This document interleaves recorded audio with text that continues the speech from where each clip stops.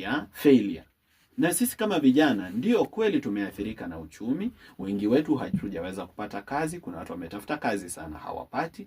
Watu wamekosa mtaji wa kuanzisha biashara. Lakini tusije tukajidharau, tukaona ni kama kwamba hatuwezi. Kwanza, inachukua nini kuwa rais? Inachukua kura, sio? Kura ndio inayomfanya mtu kuwa rais.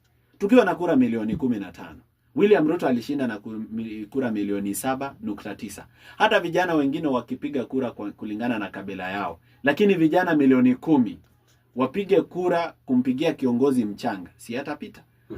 Hata milioni 9 peke yake wakipiga, hata milioni 8 vijana wakipiga, na kuna wazee ambao wanatazamia uongozi wa vijana, wanaona hao wazee wameiba sana. Unajua mara nyingi tulikuwa tunafikiria kwamba mtu akiwa mzee amekatazwa sukari, amekatazwa pombe, hawezi akaiba mali ya umma.